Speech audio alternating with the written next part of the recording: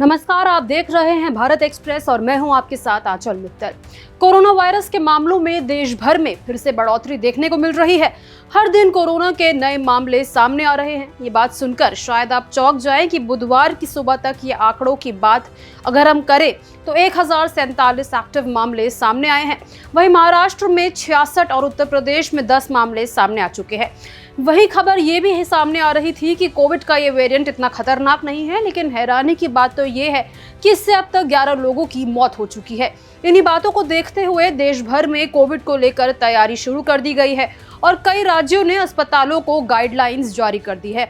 स्वास्थ्य मंत्रालय के 26 मई तक के डेटा के अनुसार देश में 1010 एक्टिव मामले थे और अब इन मामलों की संख्या बढ़ गई है। महाराष्ट्र में 66 नए मामलों में 31 केस तो सिर्फ और सिर्फ मुंबई के ही हैं।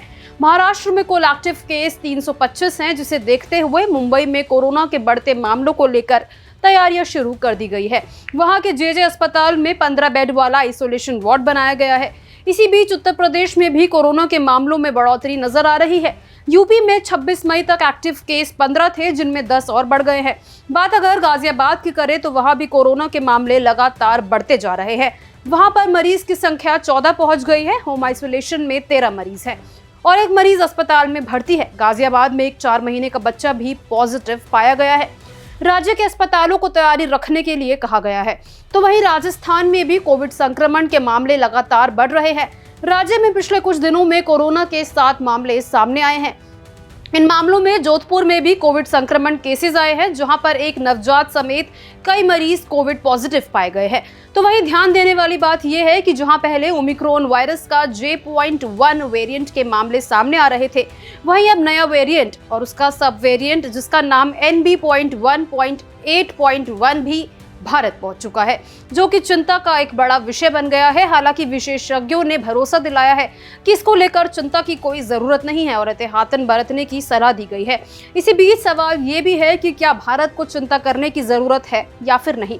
तो हालांकि विशेषज्ञों का कहना है कि इसे लेकर चिंता करने की जरूरत नहीं है, लेकिन इसी को लेकर ICMR के महानिदेशक का भी बयान सामने आया है, जिसमें उन्होंने कहा है कि अभी तक गंभीरता आमतौर पर कम है, चिंता की कोई बात नहीं है, हमें सतर्क रहना चाहिए और तैयार रहना चाहिए। तो कोविड के मामले देश भर में बढ़ रहे हैं और अब नए वेरिएंट के आने से चिंता तो बढ़ी है, लेकिन पैनिक करने की जगह सभी लोगों को ध्यान रखने की जरूरत है और अभी से अपने इम्यून सिस्टम को मजबूत बनाने के लिए अच्छी डाइट लेने की जरूरत है। साथ ही इससे बचने के लिए मास्क का उपयोग किया जा सकता है। तो अपना ध्यान रखिए और सुरक्षित रहें। इस वीडियो को लाइक और शेयर करना बिल्कुल ना भूलें।